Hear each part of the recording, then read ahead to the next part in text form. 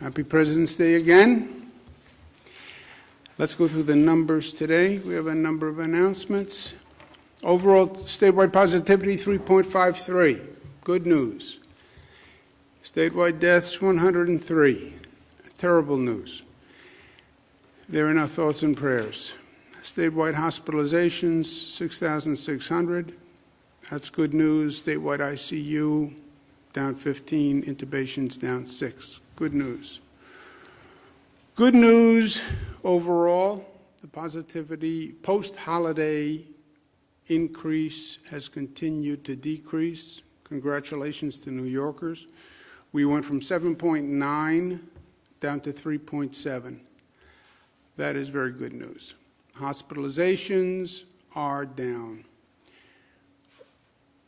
Hospitalized percentages, 0.04 is the high, Long Island, New York City. Hospitalization, positivity, Long Island, 4.6. Second, Mid-Hudson, 4.5. Long Island has been a problem for a number of weeks. It continues to be a problem. And in New York City, it's the Bronx, 6.1. That is a continuation. We opened Yankee Stadium in the Bronx, but that is a problem. Manhattan is down to 2.7. Queens, Brooklyn, 4.6, 4.5. We have new FEMA sites in Queens and Brooklyn that we're doing jointly with the federal government, state FEMA sites. Those are going to be very large mass vaccination sites. And Staten Island is below Queens and Brooklyn, so that's good news. Variants of interest. This goes in the new dictionary of new COVID terms. And we've been watching these. There is a patient in New York City who has tested positive for the South African variant. The South African variant is the variant that they're watching most closely. The UK variant is very transmissible, transmittable. But the UK, South African variant, they worry about how lethal it is and how it relates to the vaccine. But, and this is an important but, the patient was transferred from Connecticut directly to a New York City hospital. It was not a New York resident. It was a person in Connecticut who was transferred to a New York City hospital for a procedure. We have no evidence of any spread in New York State to date. Let's talk vaccinations. 3,000,002. 2,000,001 first doses, 1,000,000 second doses. Over 1 million New Yorkers now have received doses 1 and 2, which is great news. There's been a lot of confusion about the vaccinations, and I understand that. Buffalo News wrote an editorial asking questions, which frankly are commonly asked questions. I've received them a number of times. So I just want to make sure people understand what's happening with the vaccinations. The Trump administration had said they were increasing eligibility and they were going to increase the supply of the vaccines. States increased eligibility. What happens is the Trump administration did not increase the supply. Biden administration comes in, basically the cupboards were bare of enough dosages. The Biden administration, a very short period of time, went back, secured more dosages. They're now talking about getting 600 by the end of July. 600 would do 300 million Americans twice, so the nation would be fully vaccinated. But there are more people eligible nationwide than there are now doses available. Federal government, as I mentioned, increased the eligibility, but never increased the supply. So now New York State, you have 10 million people eligible, 300,000 doses per week. 300,000 people chasing the doses. 10 million people chasing 300,000 doses. How does the federal government allocate doses? The federal government allocates to states based on the population of the state. Population of New York, population of California, you get an allocation based on your population. State allocates to counties, regions, by the population that is eligible for the vaccine, 1A, 1B, comorbidities, etc. The federal government set up multiple distribution points when the program first started. Local governments also wanted to be in a position to distribute themselves. This is now the distribution system that we have in place. Federal governments give directly to pharmacies, an allocation that goes directly to pharmacies. Federal government has an allocation to pharmacies for nursing homes, which is called the Federal Nursing Home Program. Federal government gives directly to what's called federally qualified health centers, community-based centers, directly from the federal government. Federal government then gives to the state for FEMA-operated joint venture sites. We now have one in Queens and Brooklyn. We're working for others upstate. But that's feds directly to those joint sites. Federal government then allocates to states separate from all of that. The state then also allocates to pharmacies. The state also allocates to federally qualified health centers. The state allocates to hospitals. The state runs mass vaccination sites, and the state then gives to local governments. The local governments then allocate some to the federally qualified health centers, allocate some to pharmacies, and locals set up mass vaccination sites. That's why you have this massive distribution network. Many points of distribution, many options for people, but it also creates confusion. Let me have one site where I can go and find out where I can get a vaccine in Buffalo. That's not how the system was set up from day one. That's what creates the confusion. And if I could figure out how to get this slide to advance, that would be good. When does this end? Because the system is set up the way it is, it's not really going to end until you have increased dosages. When you have increased dosages, that extensive distribution network will wind up being a positive and not a negative, because then you'll have multiple pharmacies getting allocations from multiple sources, multiple mass vaccination sites.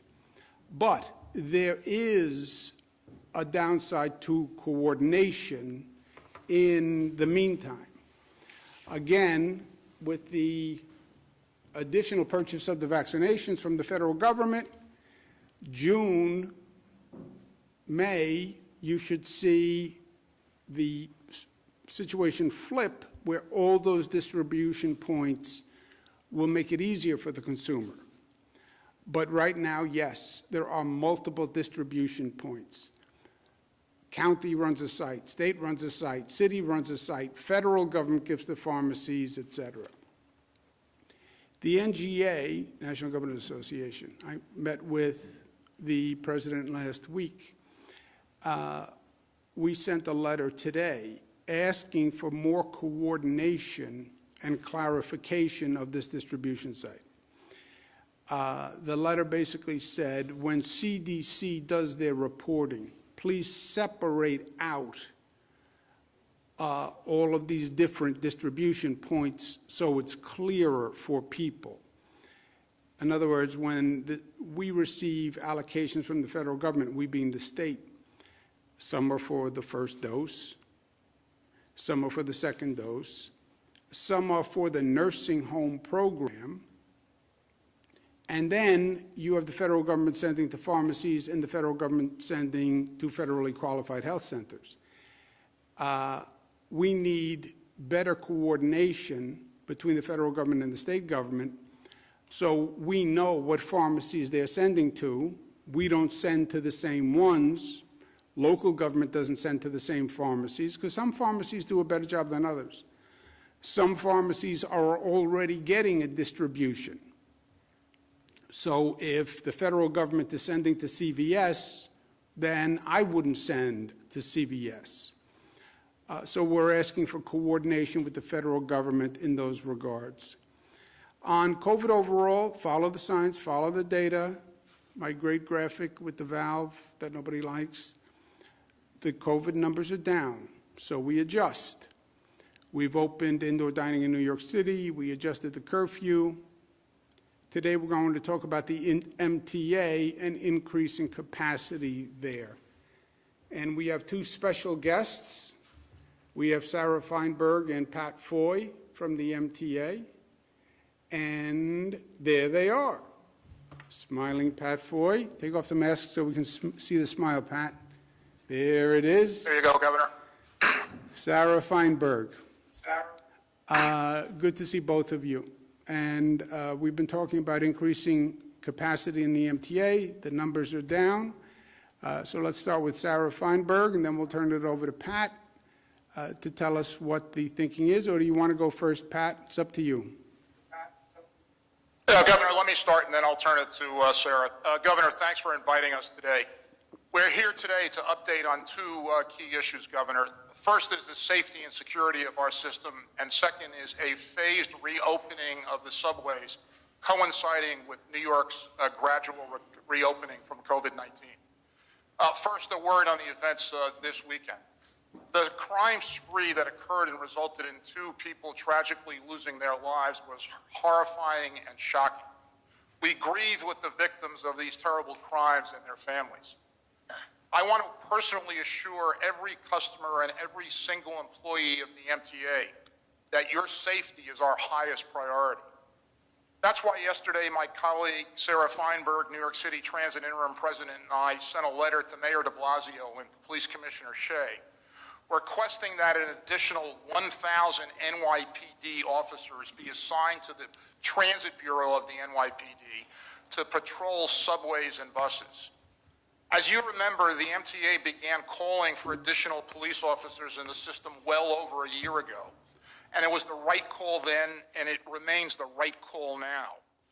Make no mistake, however, we also need more mental health resources from the city of New York dedicated to address the growing crisis facing the city so that those suffering have access to the critical services they need and deserve. We and our customers and our employees need the city to meet its obligations on both these fronts. Additionally, this additional infusion of police officers will be crucial as we were planning a phased reopening of the subways coinciding with the gradual reopening of the city of New York. We are seeing positive trends, as you just outlined, Governor, with the deployment of the vaccine, a drop in the infection rate, the resumption of indoor dining, extended hours for bars and restaurants, and the reopening of stadia and arenas. And today we are announcing the goal of beginning a phased reopening of the subway on Monday morning, February 22nd. As we all know, the subways have been closed overnight from 1 a.m. to 5 a.m. since May 6th. But under this plan's change, the subways will stay open until 2 a.m. and reopen at 4 a.m. At the same time, this 2-hour service suspension will allow us to continue our enhanced disinfecting regime, which has led the subways to be the cleanest they've ever been. We will never stop doing everything we can to protect riders and employees. And now I'll turn it over to Sarah Feinberg. Thanks, Pat. First, I just want to echo what you said and say my heart goes out to the victims of the crimes from the weekend and to their families. No one should ever be victimized in our system, and certainly no one should ever be victimized, and certainly not in our transit system. I want to thank the NYPD for their effective work over the weekend, which led to the apprehension of the individual they believe is responsible for the weekend acts of violence. Since joining the board at Governor Cuomo's invitation 2 years ago and becoming president of Transit 1 year ago, I've had to be focused on the issues of safety and security to a significant degree. On this issue of crime and those experiencing mental health illness, we started asking for additional resources nearly 2 years ago. By my count, myself and the chairman have asked the city for additional policing and mental health assistance in the subway system more than 30 times in the last 18 months. We've called for more uniformed officers. We've asked for them to be in stations and on trains. We've asked for them to assist us during the overnight shutdown, but also at other hours. I would point out that our understanding of the Transit Bureau's current staffing means that at current staffing levels, plus the additional 500 officers added by Commissioner Shea over the weekend, plus the additional 1,000 officers requested by us over the weekend, would bring the number of officers in the Transit Bureau to nearly 4,000. 4,000 officers is the number of officers we had in the system more than 2 decades ago prior to the NYPD Transit Police merger. Additional policing will not solve the mental health crisis or the fact that so many in the subway system are experiencing homelessness and therefore are more likely to be victimized. We have to put additional resources to these items as well. To that end, we've called on the city to expand the 311 system into the subway so people using the system, including our own employees, are better able to report those who are clearly experiencing a mental health crisis. We've also called for additional resources to house individuals who do not have other options or those who don't feel safe in the shelter system. Additionally, we've not just asked for more from the city, we've done more on our end as well. We surged MTA police officers into the subway system for the last year. A year ago, the governor called for and the MTA approved the hiring of 500 additional MTA police officers. We began executing on that hiring, hired and onboarded more than 200, and that hiring has now begun again. We've increased dramatically the number of cameras in our system. When our capital program had to be stalled due to the financial crisis, Transit took on cameras and started installing cameras throughout the system on platforms and trains. We started tracking incidents in the system in real time so that our officers and security forces could better predict and respond to hotspots. We fought for and in cooperation with the governor passed and the state assembly and senate passed legislation that will allow recidivist criminals to be banned from the system on a temporary basis. So there's no question that we've been doing all we can, but there's also no question that these additional resources are needed in the system. I feel responsible for every customer and every member of the transit workforce from the moment they enter our system until the moment they exit our system. Not only do they need to be kept safe and secure, they have to feel safe and secure. We need our customers to feel confident and safe as they use the system, whether they continue to use it daily as they're commuting as an essential worker, or whether they're contemplating returning to their commute as the city begins to reopen. That confidence is critically important. And we know how important it is to our customers because they've told us in survey after survey that the most important things to them are feeling safe in the system from both COVID and from criminal activity. So we'll continue to work on all tracks, policing, mental health, and our all-of-the-above approach to cleaning. On our phased reopening of the subway system for overnight service, 1 year into the pandemic and 10 months into our overnight closure, New York is starting to look at a return to normalcy. As we look at the reopening of the city and the economy, we have been planning in recent weeks for our own reopening and return of overnight service.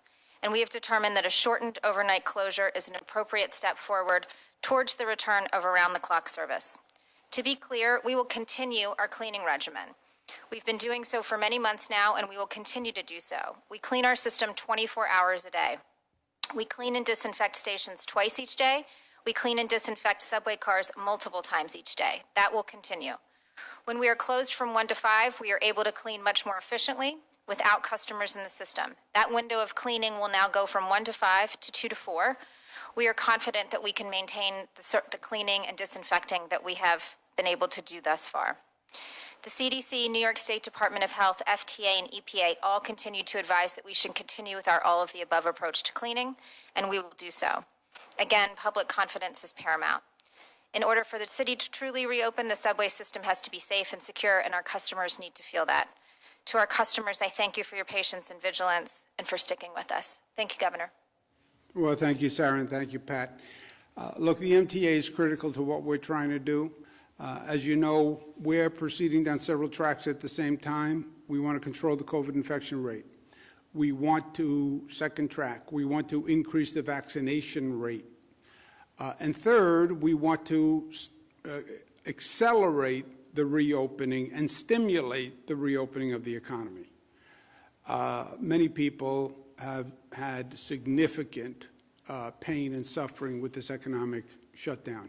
The MTA is obviously vital to the reopening and the stimulation of the economy. And just so we're all clear, the 2 to 4, you're reducing the closure period in the middle of the night. It's going to be reduced to 2 to 4. That goes into effect when?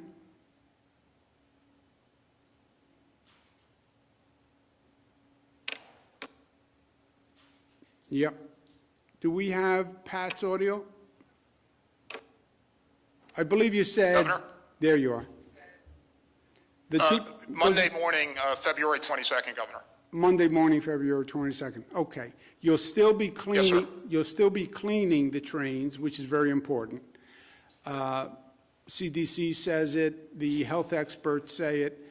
The COVID virus is not transmitted as much as they originally suggested on surfaces, but it still can be transmitted on surfaces. And I think it's very important, Sarah said it, you want to be safe in the MTA system from crime and from COVID, and I think the cleanliness makes a very big deal.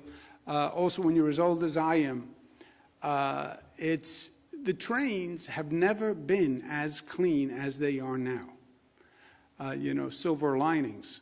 It is remarkable. I can't tell you how many people comment to me that you walk onto a train, you walk into a subway station, it looks different, it feels different. I think that goes a long way towards confidence.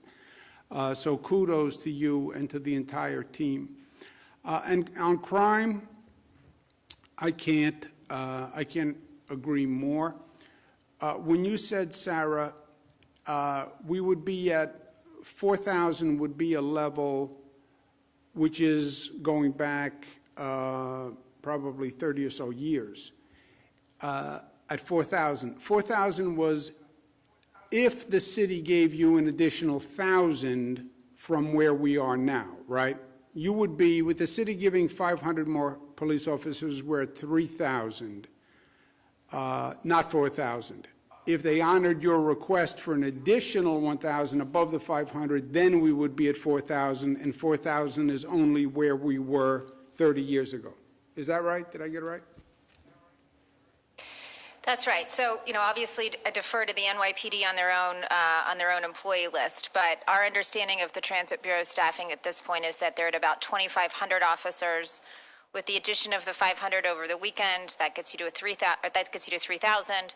With the additional 1,000 that we're asking for, would get you to about the level of officers that were in the system about 25 years ago, 1995. Well, look, crime is a problem in the MTA. Crime is a problem in New York City generally. Crime is a problem across the nation, predominantly in urban areas. But if we're going to get the economy back, we have to address this problem. You know, people don't talk about public safety in terms of economic development, but it is the #1 issue. If businesses don't feel safe, if people don't feel safe, if your riders don't feel safe, they're not going to go to a restaurant. I don't care how many, what we do with curfew, what we do with occupancy. If you don't feel safe, you're not going to get on the subway and go to the restaurant. So that is a major concern in many areas. Just please make sure you relay to everyone, to all the workers, TWU. You guys have done a masterful job all through this. I remember Pat got sick early on, but you kept the system running. The system has to run. That's how essential workers get to work. And you really did a masterful job. And I want to thank you all very much on behalf of the people of the state. So thank you. And I'll see you soon. Thank you very much for being with us. Thank you, Pat. Thank you, Sarah. Thank you, Governor. Thank you, Governor. Thank you. Okay. As I mentioned, public safety is a top priority. You want to talk about reopening the economy, you have to talk about public safety. We mandated last year, after the George Floyd killing, every locality has to come up with a new public safety plan. It'll be different in different parts of the state, but we have 500 jurisdictions that have police departments. And I get the tension between the community and the police department. And there is no easy answer, and there is no one-size-fits-all. But you can't ignore the tension. Ignoring a problem will never solve the problem. That is true in life, and that is true in society, and that is true in government. So put people at the table, let them vent their issues, and they will vent, but then let's come to a collaborative and a consensus, and let's move on. Many local governments are doing a great job. And again, this is a nationwide problem, but it's New York's mandate to lead the way. And many local governments are doing a great job. I applaud the New York City Council for putting out a set of proposals. I think that's a positive step forward. But you now have to come to an agreement and get a bill signed. And that's by April 1. And April 1, tick, tick, tick, tick, tick, tick, 45 days to complete. We're also going to be sending amendments to our state budget, which is also due April 1. We have had conversations about legalizing recreational marijuana. We don't have an agreement yet, but I believe we're making progress. I'm sending an amended bill. Legalizing recreational marijuana is something we've tried to do for several years. It is overdue, in my opinion. You have people who are incarcerated for crimes that, frankly, they shouldn't have a record on. We also need the revenue from legalizing recreational cannabis. It is a controversial topic. It's a controversial and a difficult vote. I get it. I believe if we don't have it done by the budget, we're not going to get it done. And I think it would be a failing if we don't get it done this year, and I think that would be a mistake. So we're sending up a new bill that reflects the conversations we've had, but I'm hopeful that we can come to an agreement and we can get it done. But I believe, because I've seen this movie before, if we don't get it done by April 1, we won't get it done. And again, that's 45 days. 45 days sounds like a long period of time. In government, 45 days is a blink of an eye. On my emergency powers, first, emergency powers have nothing to do with nursing homes. I have taken hundreds of actions. The legislature can reverse any action that I take, not even by a bill, just by passing 50% of the Assembly and the Senate. They have never reversed a single action. The virus cannot be managed by state boundaries. We've learned that. It can't be managed by county boundaries. We've learned that. I've always consulted with the legislature. I consult with other politicians. I have no problem consulting with the legislature. Anyone who wants to stand up and raise their hand and say, here's my position, great. But these are public health decisions. They're not local political decisions. And they have to be made on a public health basis. This virus is serious. And I understand these decisions are difficult politically. I get that. It's difficult to close schools. It's difficult to close restaurants. It's difficult to impose curfews. But otherwise, people die. And these decisions should not be politicized. If you made these decisions by a poll, none of them would happen, and more people would die. I want to clarify facts on the nursing homes, which has been an ongoing discussion. New York, as everybody knows, was ground zero for COVID, and nursing homes were and still are ground zero for COVID. And losing a loved one is very, very painful. Losing a loved one in a nursing home during this situation was extraordinarily painful. There was no visitation. You couldn't be with the person. You couldn't talk to the person. It was hard to get them on the phone. People in nursing homes are not as conversant and facile on Zooms and on FaceTime. I mean, it doesn't work that way. So I understand fully how difficult it has been, and I want to make sure people have all the facts, the information.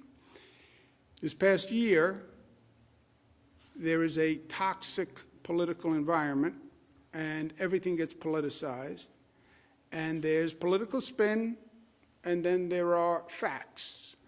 Two very different things. And I just want to make sure people have facts.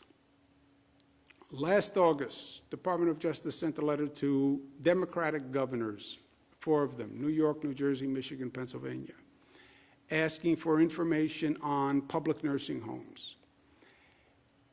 New York State Legislature also sent a letter asking for information on nursing homes. We paused the state legislators' request while we were finishing the DOJ request. We told both houses, the Assembly and the Senate, that we had DOJ requests for information and we were prioritizing that. We did give the DOJ request precedence, and we told both houses that. The August request we replied to fully. Separately, DOH got a DOJ letter signed by Jeffrey Clark, the attorney, in October, which we learned about from the New York Post. We didn't even get the letter. Post called and told us about a letter.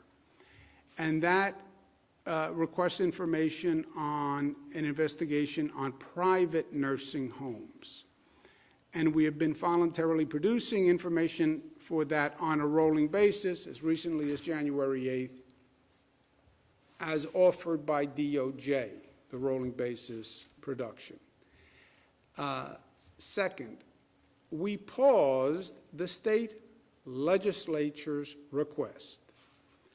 We paused the state legislature's request. We voluntarily complied with the DOJ request for information. Two very different things. The New York State DOH has always fully and publicly reported all COVID deaths in nursing homes and hospitals. They have always been fully reported. Nursing homes had the most vulnerable population. We know that. Nationwide, 36% of the deaths are in nursing homes. You know what percent of the population are people in nursing homes? 1%. 1% had 36% of the deaths. New York is 34 in nursing home deaths as a percentage of total deaths, 34 out of 50 states. New York is one of only 7 states that counts what's called presumed fatalities in nursing homes, where the nursing home presumed the cause of death was COVID. To give you an example, New York State, 13,000 nursing home related deaths. That's 30% of total deaths. Pennsylvania had 11,900. That's 52% of their total deaths were in nursing homes. Florida, 34% of total deaths in nursing homes. Massachusetts, 54% of total deaths. If you look at the entire country and you look at the percentage of deaths in nursing homes, New York is number 34.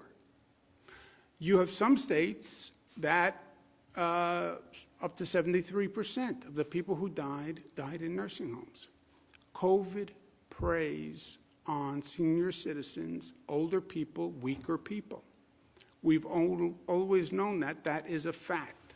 Now, there is much distortion around what's called Department of Health memo on March 25th.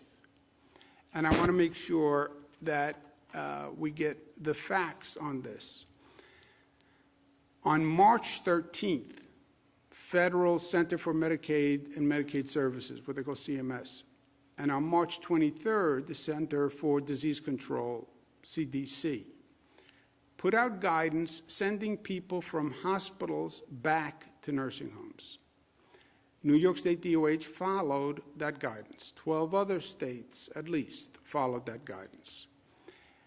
The CDC, CMS, DOH reasoning at the time, residents who were leaving the hospitals were not likely to be contagious because at that time the viral load is so low that you're not contagious, and they were going to be what's called cohorted, cared for in areas that are separate with other people under the right precautions.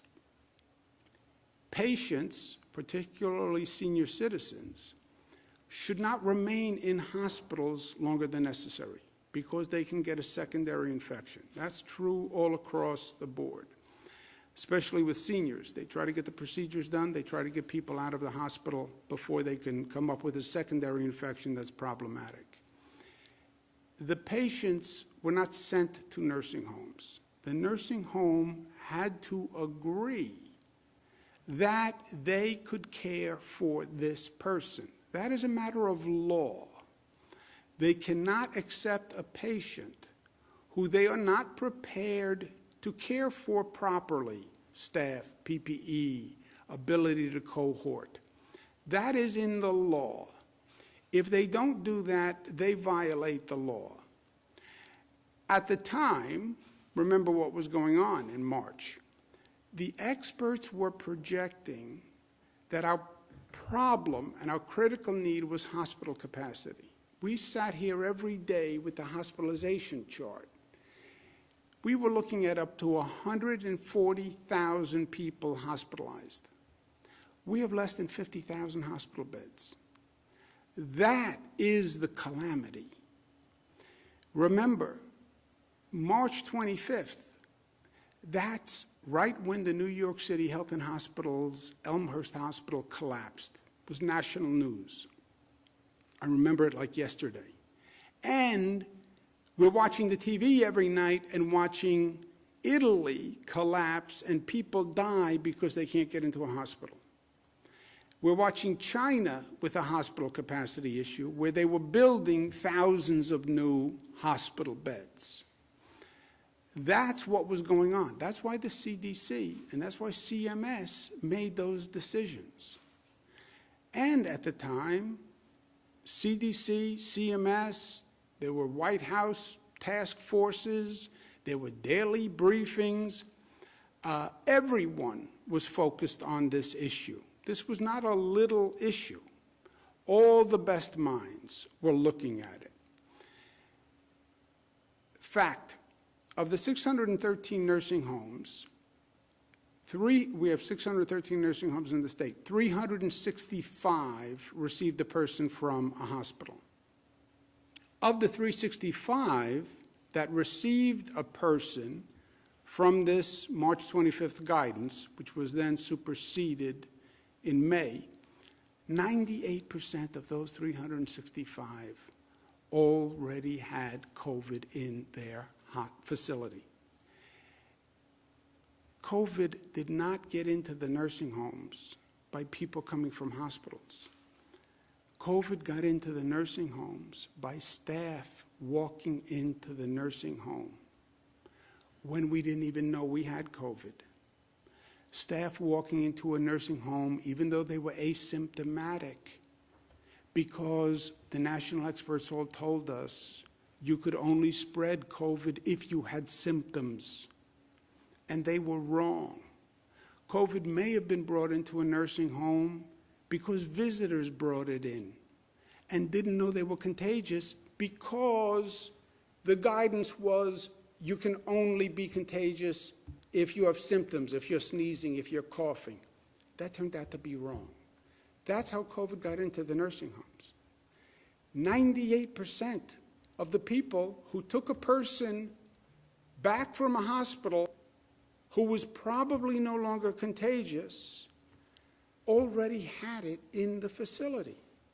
And they signed and agreed that they could handle it because they already had people who were COVID in the nursing home. If you look at the rate of death before the March 25th order and after the order was rescinded, the rate of death is the same. By the way, if you look at the rate of death in the nursing homes, in the spring overall, and in the second surge, the winter-fall surge, the rate of death is the same. These decisions are not political decisions. They're all made on the best information the medical professionals have at the time. And in New York, we talk to the best experts on the globe. And I've said to the people of the state many times, nobody's been here before. Nobody knows for sure. COVID is new. They're all giving you their best advice at the time. And these are really quality people. Dr. Osterholm, Dr. Fauci, all the main institutes that were giving advice to the nation. We had people come from the World Health Organization who dealt with China, who came to Albany, literally, to advise us. We're blessed to have Dr. Howard Zucker as our health commissioner. He's trained at Harvard, UPenn, Johns Hopkins, served at HHS, WHO, NIH. He teaches at Columbia and Yale University. If we had to pay him what he was worth, we couldn't afford it. And he gave his best advice on the information that he had at the time. I would trust Dr. Zucker with my mother's care. That's why I trust him with your mother's care. I wouldn't have anyone as the health commissioner who I wouldn't trust with my mother. And that's why I trust him with your mother. To be clear, all the deaths in the nursing homes and in the hospitals were always fully, publicly, and accurately reported. The numbers were the numbers, always. People did request information beyond the place of death, not just how many in a nursing home, not just how many in a hospital. They did request different categorizations beyond those counts. How many people died who were in a nursing home but then went to a hospital? How many people died who were in a hospital but then went back to a nursing home? How do you count presumed COVID deaths? Everyone was busy. Everybody was here every day. We're in the midst of managing a pandemic. There was a delay in providing the press and the public all that additional information. There was a delay. What did we learn from this entire situation? What are we still learning? There are hospitals that perform well, and there are hospitals that performed less well. We still see hospitals performing less well. When you look at those vaccination numbers, hospitals with the same demographics of workforce, in the same region, with different vaccination rates of their staff, that's indicia of performance of those hospitals. There are nursing homes that performed well, and there are nursing homes that did not perform as well. We have to learn from it, and we have to correct it before we have another surge and another pandemic. And by the way, we are going to have another pandemic. As I sit here, I would plan on it. And yes, this was never seen before. And yes, hospitals had to deal with something they never had seen before. And yes, nursing homes had to deal with something they had never seen before. But they will see it again. And now we have to learn from it before it happens again. Our focus, I believe, is going to be on the for-profit nursing homes. Hospitals, low-performing hospitals, but also in the for-profit nursing homes. I have long believed that there's a tension in a for-profit nursing home because those institutions are trying to make money. If you're trying to make profit, it's too easy to sacrifice patient care. Everything becomes one or the other. Do you want to hire more staff, or do you want to make more profit? Do you want to buy more PPE and stockpile more PPE, or do you want to make more profit? Do you want to buy new equipment, new beds, new sheets, new furniture, invest in the facility, or do you want to make more profit? That tension is a problem, and that has to be resolved legislatively, because I don't want to leave it to these for-profit owners to decide what's right, what's wrong. Let's learn these lessons. We have to implement hospital reform and nursing reform, and we have to do it in this budget cycle. COVID isn't done with us. Implement the lessons now, and we're going to propose them in the 30-day amendments. If you're a for-profit nursing home, I believe it should be mandated how much you put back into the facility and how much profit you can make. I believe that. Nursing home, hospitals that have these issues, they have to improve, and we have to take it into consideration when there's a surge. If there's an influx into hospitals, not all hospitals can handle it equally.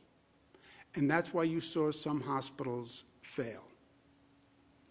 If you could do it all over again, just rewind the tape.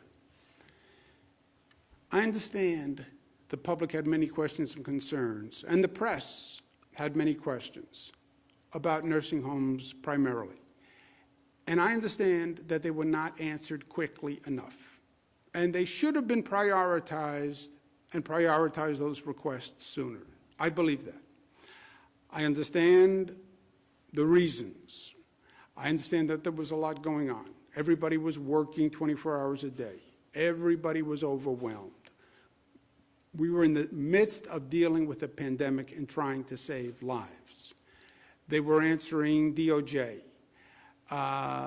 And nursing homes and the hospitals were also in the middle of hell and the middle of a pandemic. And they were scrambling, and they were managing the crisis. I understand all of that.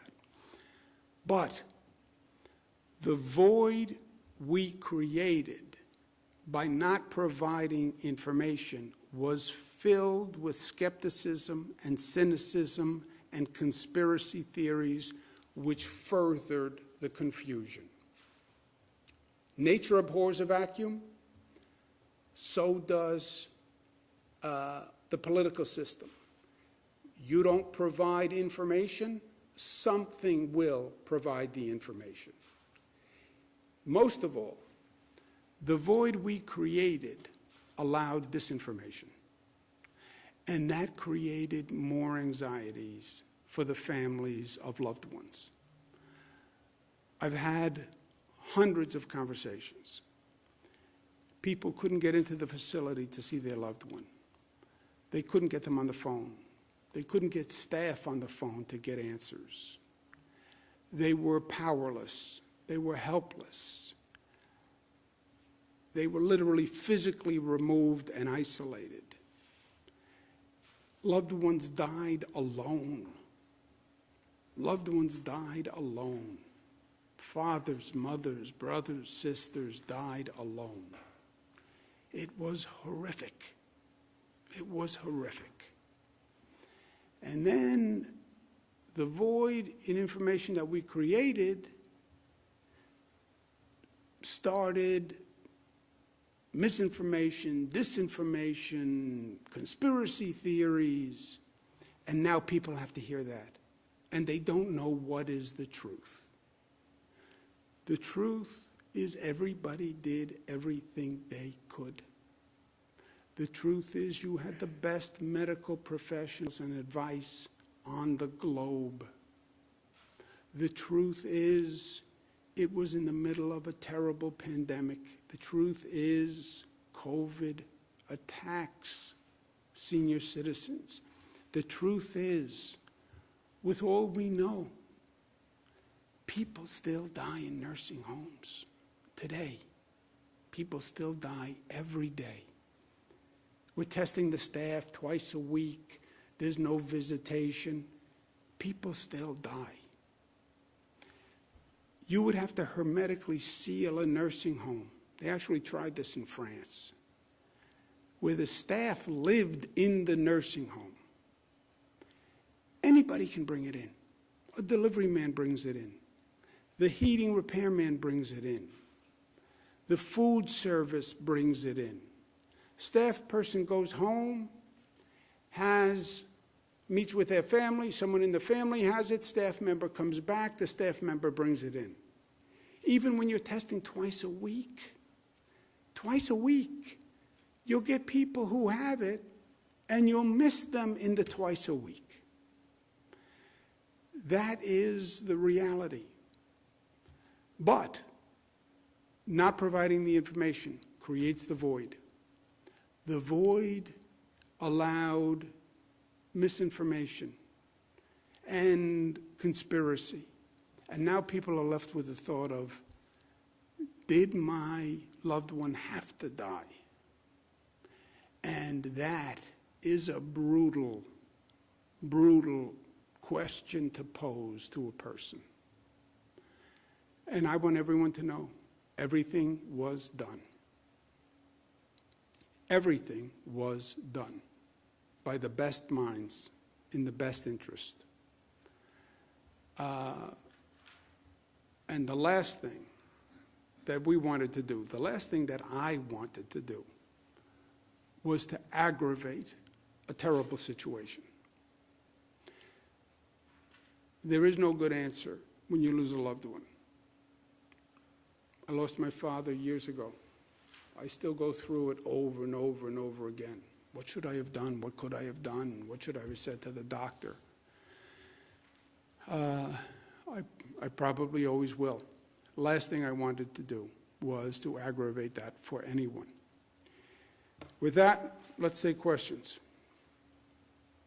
Thank you, Governor. If you'd like to ask a question, please use the raise hand function at the bottom of your window. We'll take a brief moment to compile the Q&A roster.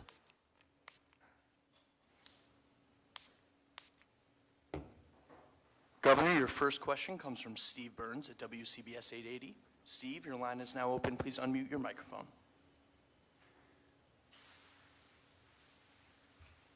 Governor, can you hear me? Hiya, Steve. How you doing, buddy? Happy President's Day. Same to you and everyone there. Thank you. A couple of questions for you. First, regarding the nursing home information.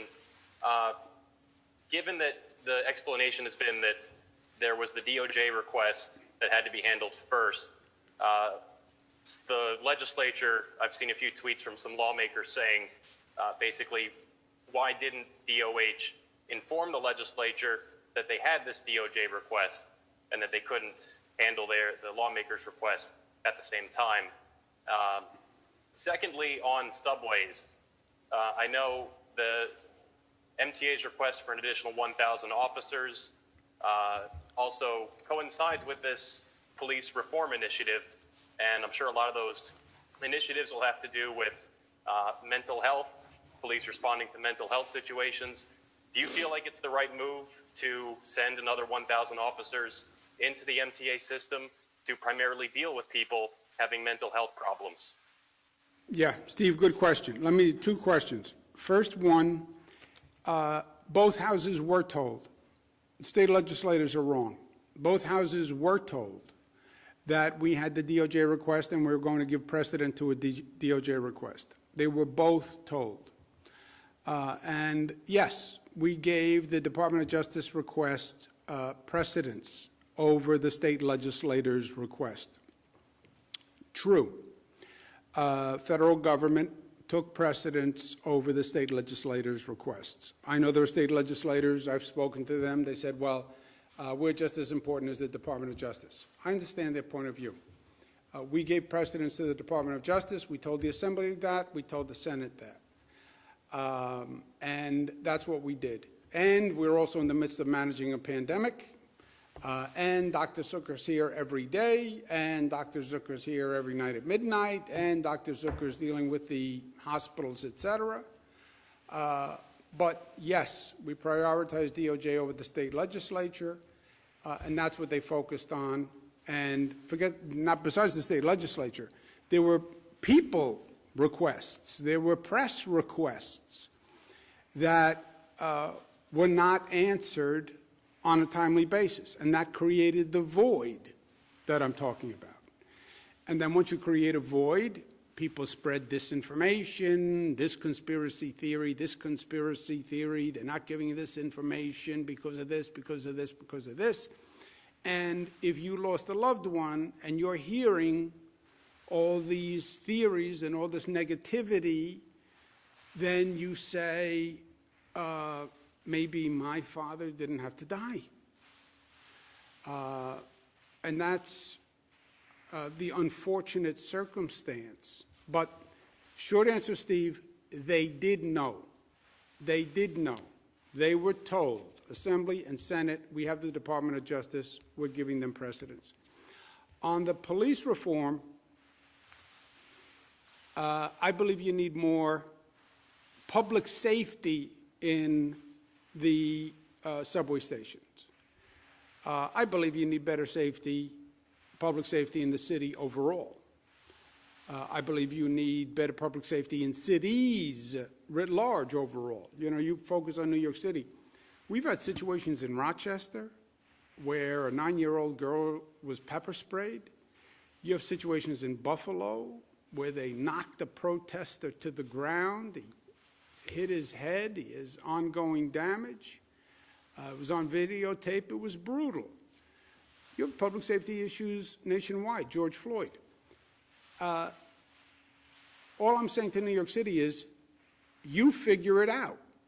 You figure it out. You have community tension where they don't trust the police. You have NYPD tension where they feel they can't do their job. That's not going to work until you reconcile that relationship. And it has to be reconciled, Steve. It doesn't happen on its own. You're going to have a collaborative that does that. Are many localities talking about taking public safety and breaking it down and saying, well, if you have mental health issues, then deal with it as a mental health issue? And rather than just the police, you know, an answer to every situation may not be a police officer, maybe a mental health professional. When the MTA asks for 1,000 police, that's all there is to ask for now.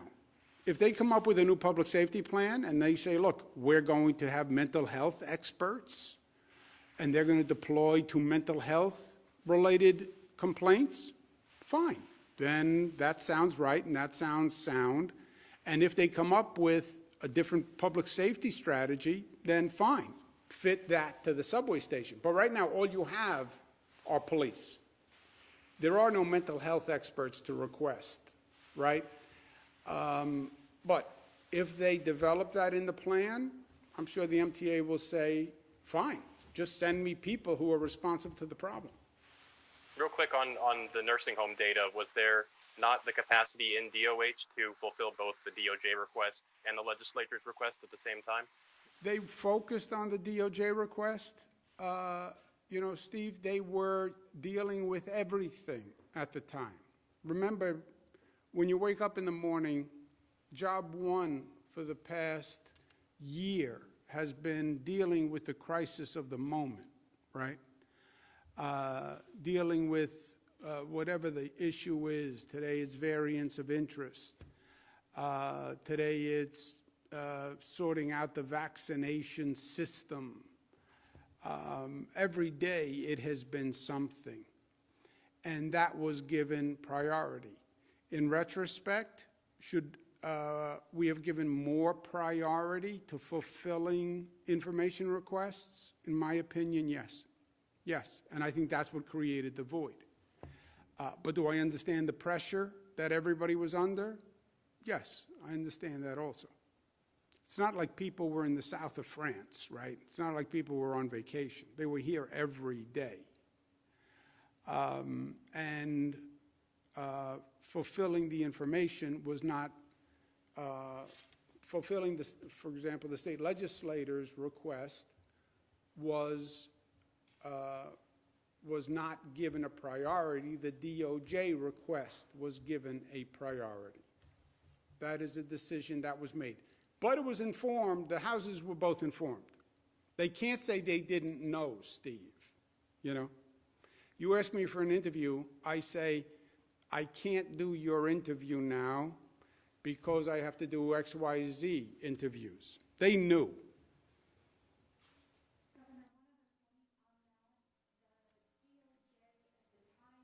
Governor, next up we have David Evans from WABC TV. David, your line is now open. Please unmute your microphone. Dave, excuse me, one issue. Beth was adding something, and then we'll go to Dave. Go ahead, Beth. Thank you. So the August 26th response, or August 26th letter to the state was actually publicized by the DOJ with a press release and was widely reported in the papers as well. So irrespective as to whether or not we communicated with the legislature, which we did, anyone who was following the press coverage at the time would have seen their press release related to issuing this letter to the 4 states, New Jersey, Pennsylvania, Michigan, and New York, widely covered. Yeah, so the point is, Dave, if I might, the legislature knew full and well that we had a request from the Department of Justice in August. It was in the press that we received it in August. It was in the press that we received the second one in October. We literally read about it in the paper ourselves. And they knew, because they were told, that was getting precedence over dealing with the state legislative request, but that we would get to the state request, but we needed to focus first on the DOJ request. Dave Evans. Hey, Governor, can you hear me? I can hear you. Hey, I got my vaccine this morning, so I can thank you for that. But I wanted to, for just a second, turn back to the nursing home for a second. So what you're saying is all of these calls for investigations from the Department of Justice, what both Republicans and Democrats in Albany are asking for, you see this as toxic political payback. And the second thing that goes with that is then what you talked about with your executive powers, this story that's out there this afternoon of negotiations ongoing about the legislature could do something, holding your feet to the fire on that in order to get something on the budget. I mean, talk about raw politics. That seems to smack of it. Yeah, 2 things. The Department of Justice had what's called a request for information, not an investigation. The second letter you could construe from the Department of Justice to be talking about an investigation of private nursing homes, right? There are private nursing homes that are private nursing homes. The state doesn't run them, they're just private nursing homes. And the letter from the Department of Justice asked information about the private nursing homes because they were looking at the private nursing homes. But they... nursing home. I'm sorry? I'm sorry, go ahead. So, but my point is, we then didn't respond to the New York State Legislature's request because we were, and we told them, we're going to deal with the Department of Justice first. Also, by the way, because we were dealing with managing the pandemic, right? Everything takes time. And we were dealing with managing the pandemic, but we told the state legislature we would get to their request. They come back into session in January, this past January. we said we would get to their request. You cannot, Dave, raw politics is one thing. This is New York. We thrive on raw politics, right? You can't use, legally, you can't use an investigation to leverage a person in another matter. You can't use a subpoena or the threat of a subpoena or the threat of an investigation to leverage a person to do something else. That's illegal. That's just illegal. It's illegal for anyone to do it. As a lawyer, you get debarred for doing that. But that's a crime. That's not raw politics.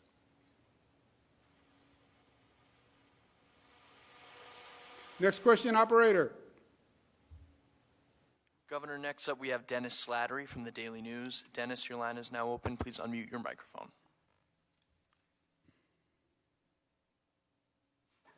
Dennis Slattery. Yep, Governor, can you hear me? Yes, sir.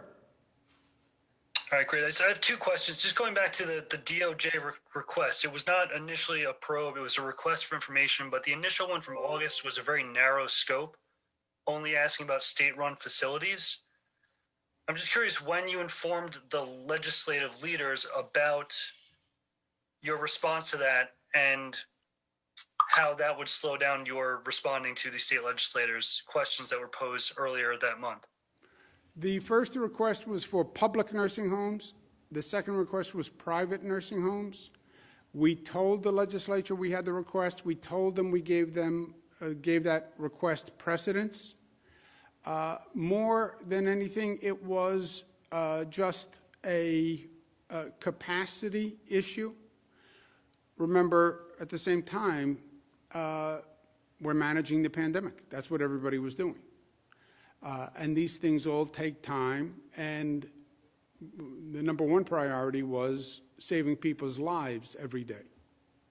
Do you have a point back? Yes, if I could just add on top of that. So we received this inquiry on August 26th. It was just a request for information, but it was public nursing homes, which are 5 state-run facilities, as well as a number of county-run facilities.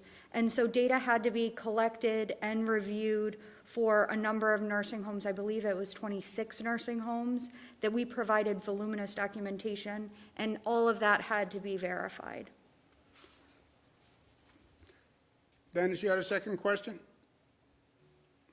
Yeah, just going back to the story that we had today about the budget negotiations and some lawmakers talking about the threat of subpoena or, rescinding your emergency powers. You kind of touched on this earlier, but I'm just curious your response to that, and have you spoken to the legislative leaders about this? Yeah, Dennis, that is a crime. You can't say, I'm a former assistant district attorney, you can't use a subpoena or the threat of an investigation to leverage a person. That's a crime. It's called abuse of process. It's called extortion. Question before was, is that raw politics? No, it's not raw politics. That's criminal. And there are, I don't know the facts. I wasn't in the room, but in the room you have lawyers. You have former prosecutors who are in that room. They know it's illegal. But no, I didn't talk to the leaders about it. Next question. Next up, we have Marcia Kramer from WCBS TV. Marcia, your line is now open. Please unmute your microphone. Governor, can you hear me? Hey, Marcia, how are you? Happy Valentine's Day. So my question to you is this. Several members of the legislature, some Republicans, some Democrats, have asked that there be an investigation of what happened. If that investigation was done, it might be, for example, be done by the Attorney General. You're a former Attorney General. If you were in this situation and looked at this fact pattern, would you open an investigation of what has happened so far? And my second part of the question is, do you think that if there wasn't an investigation and the Attorney General agreed with everything that you said, that it would help clear the air? Marsha, I don't think there's anything too clear here. It is a fact that the state legislature did a request. We told them we were not going to address the request at that time, that we were going to honor the DOJ request first. We said that. That's a fact. There's nothing to investigate there. And then we provided information to DOJ.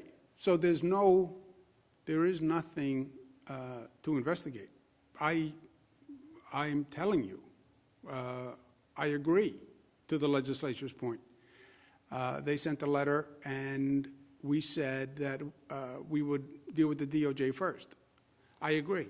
I said that. They were told that. And by the way, they could have objected. You know, they can send a demand letter.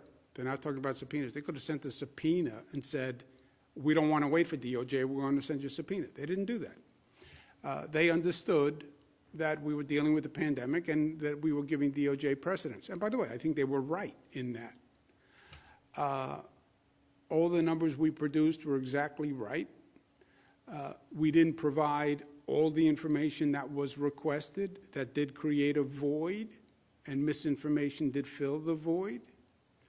And that misinformation gave people aggravation and confused people who lost a loved one, and allowed conspiracy theories to fester. And that aggravated people who lost a loved one, because now you don't know what to believe. And that is the last thing anyone wanted to create. But it's not a legal question. So are you really saying that this is sort of the creation of a toxic political environment that's existed for several years in this country and in the state? Look, is the environment toxic politically? Yes. Was this happening last year with this toxic political environment? Yes. And do I think that's part of the conspiracy theories that filled the void? Yes. And look, I understand politics. I was critical of President Trump. I also worked with President Trump. I get how strong the feelings are on both sides. But when you're talking about loved ones dying in nursing homes, when you come up with conspiracy theories or there's disinformation, then the worst thing you can say to somebody who lost a loved one is, maybe it didn't have to be. Maybe there was a government issue. Now, we created the void. I agree to that. Or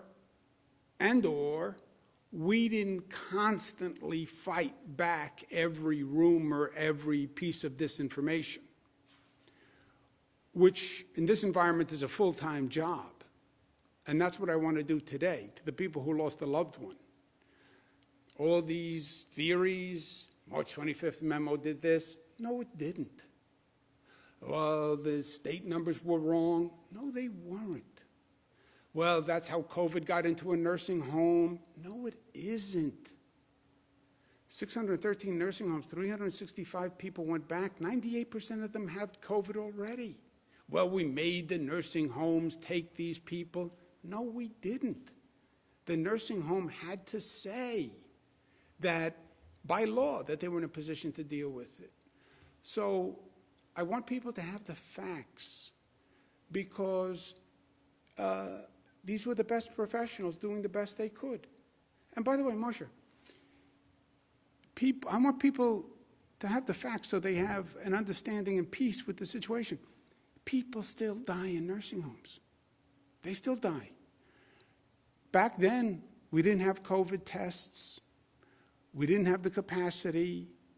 Nobody knew what COVID was. They didn't know how it was transmitted. They were wrong about the way they were transmitted. Even with all of that. So now today, fast forward, now you know all this information. People still die in nursing homes. So, yes, older people, vulnerable people, get this disease. It is likely to kill them. 94% of the deaths are senior citizens with underlying conditions. People in nursing homes have underlying conditions. And that's why people died, not because anyone did anything wrong or because there was a conspiracy. You couldn't get better advice. You couldn't get people to work harder. You couldn't get anything else done at the time. I understand the misinformation. I take responsibility for creating the void that allowed the information. But I'm not concerned about that. I'm not concerned about the politics. I just want to make sure people know these are the facts. These are the facts. Everything that could have been done was done. You can't say to a person who lost a loved one, or you can say it if it's true, but, well, maybe something else could have been done. That's a cruel torture, especially when it's not true, and it's not true here. Next question, operator. Governor, your next question comes from Clayton Gusa from the Daily News. Clayton, your line is now open. Please unmute your microphone. Yeah, hello, can you hear me? Yes, Clayton. How's it going? I wanted to ask about the subway. Over the past 10 months, a lot of the public's watched you and MTA officials do some logical gymnastics over justifying the ongoing closure. A big point of contention has been that trains are running on the same schedules overnight during the shutdown. Is there, and from what I understand, they're going to continue to run on the same schedules from 2 to 4 a.m. during this shutdown. They're cleaning throughout the day. I mean, can you give us any more information on why this is justified moving forward and when 24-hour subway service will resume fully?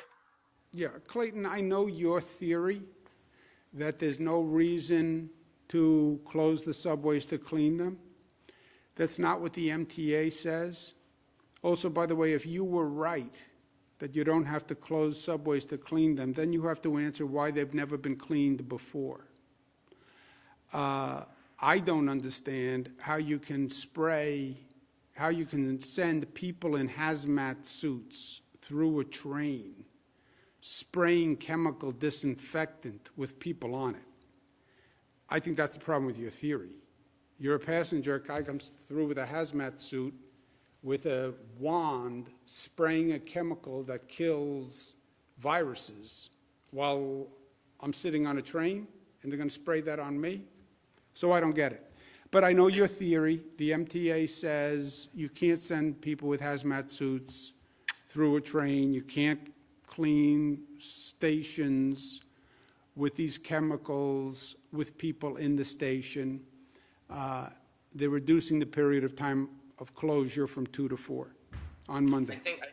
I think you do understand that there has been a lot more money invested in outside contractors on cleaning the subway, especially after there were job cuts to cleaning crews before the pandemic, which could explain why they're cleaner than ever before. And they are doing some of that spraying during the day, and new subway rules require that passengers exit stations at terminal lines, which would preclude them from being full of passengers at the positions that they're cleaning them in. So can you answer just that a little bit more, given what I just said? Yeah, I understand your question. You've said repeatedly that you don't need to stop trains and keep people from stations to clean them. I get it. It doesn't make common sense to me. I don't think you can't spray this chemical on people. I'm not going to stand in a station and have you spray me with a viral side and then I go to work. But you should ask the MTA, because they say you can't, and that's why they closed the station from 2 to 4. Let's take one more question, operator. Governor, your last question comes from Michael Gormley at Newsday. Michael, your line is now open. Please unmute your microphone. Hello, Governor. You said in creating that void, why didn't you tell the public and the press during that period that the federal inquiries were creating the delay? And how do you explain that legislators, including Speaker Hastie, are so surprised about the federal involvement here if everyone knew it? And I'll have one quick follow-up question after that. Yeah. Well, first, Mike, let's stick with the facts, okay? The fact that we received a Department of Justice request for information was in the newspaper. The fact that we received a Department of Justice request for information on private nursing homes in October was in the newspaper. We learned about it from the newspaper. It was the New York Post wrote that we got a letter before we ever got a letter. By the way, we never even got a letter. We had to call the Department of Justice and ask for a letter. So that was in the newspaper. The staff of the Assembly and the Senate were told that, not just that we were responding to DOJ, because that was in the newspaper, but that we couldn't respond to the state legislative request, or we wouldn't respond to the state legislative request because we were dealing with the DOJ request. The staff was told that. Who the staff told on their staff, I don't know. But, you know, if you tell Rob Mahika something, then he's supposed to tell me. If he doesn't, you still told my staff. So that's what that is. But it's not that we couldn't have responded to other things also. We could have sat here all day and just take questions from people who had a lot of questions. We could have spent more time answering press inquiries who had questions. That's all true. And in retrospect, I'm saying we should have done a better job providing more public information. Now, we're focused on the day-to-day and we're focused on what we're doing, but we should have spent more time focusing on the information request from press, from people, et cetera, because what happened as a result was it created a void. And when you create a void in this world at this time, Mike, something's going to fill that void. And, well, they didn't answer. I wonder why. Maybe this, maybe that, maybe this. Political theories, maybe this, maybe this, maybe this. And I'm not even concerned about that, frankly, vis-a-vis. I'm less worried about that with the state legislature, et cetera. I'm more worried about that with the effect on people. What bothers me is people calling up saying, you know, they say the March 25th memo is the reason my father died, that wouldn't have happened otherwise. Those are the people who were hurt by the void. And that was, well, I can say in my defensive mode, I didn't create the disinformation. I didn't create the conspiracy theory. I know, Governor, but you created the void. And when you created the void, you allowed these other theories to fester. That's true. That's true. We had a conversation. You said earlier, though, that it was. Go ahead. You said legislators were told. Now you're saying staff was told. And why didn't you provide that information that the federal probe was slowing things down? Legislators even now say they would have accepted that, but they had never heard that.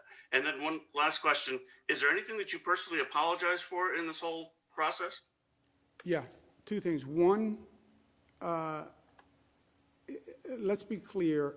and legislative staff was told by my staff, okay? So legislative staff was told. Top legislative staff was told.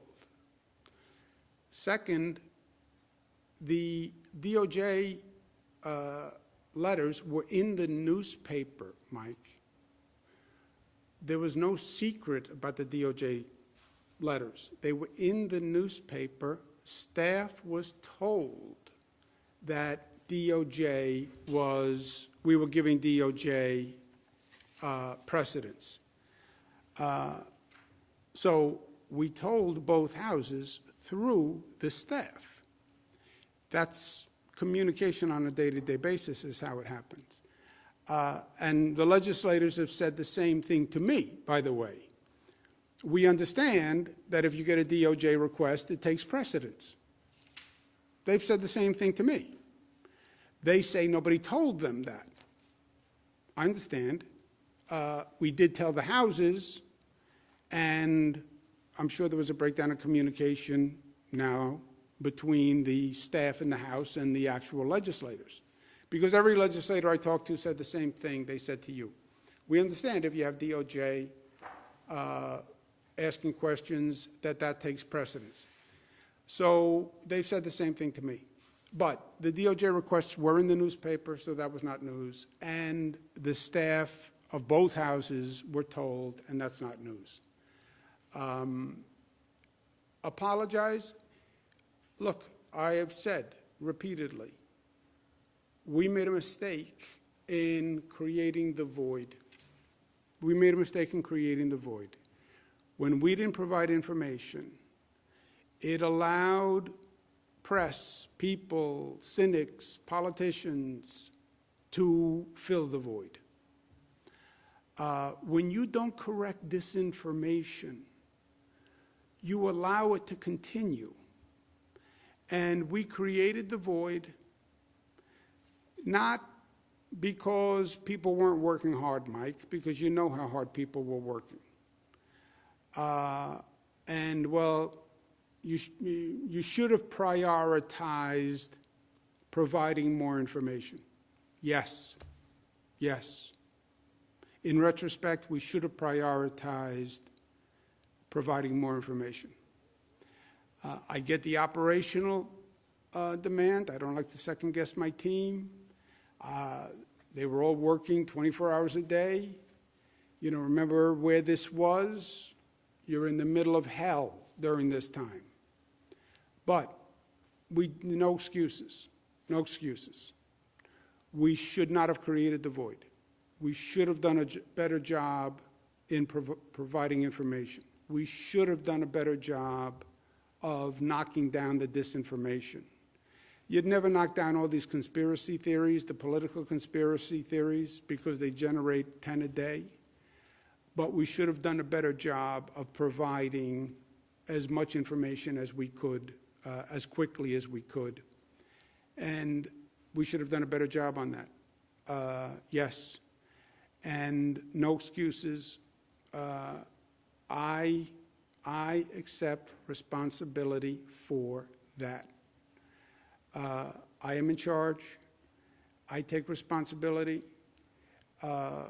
We should have provided more information faster. We were too focused on doing the job and addressing the crisis of the moment, and we did not do a good enough job in providing information. I take total responsibility for that. The pain in it is it created confusion and cynicism and pain for the families of the loved ones. My father didn't die in a nursing home, but my father had a heart ailment for a long period of time. And he looked to me to be helpful to him. And I spoke to doctors, and different doctors had different theories, and he should try this, he should do that, we should send him here, we should send him to Europe. I was responsible to help him. And I often think about if I did everything that I could. And I replayed the conversations with the doctors in my mind. Did I make all the right decisions? Should I push them to do something else? I can imagine the pain of someone who has to live with, my loved one was in a hospital and I just read that maybe he or she didn't have to die. It wasn't true, Mike. It wasn't true, but it created pain. And that's because we created a void. And we didn't answer every question, so it allowed the void to be created. The void begets disinformation. The disinformation begets pain of people. I take responsibility for that. Total death counts were always accurate. Nothing was hidden from anyone. But we did create the void, and that created pain. And I feel very badly about that. Okay, thank you all very much.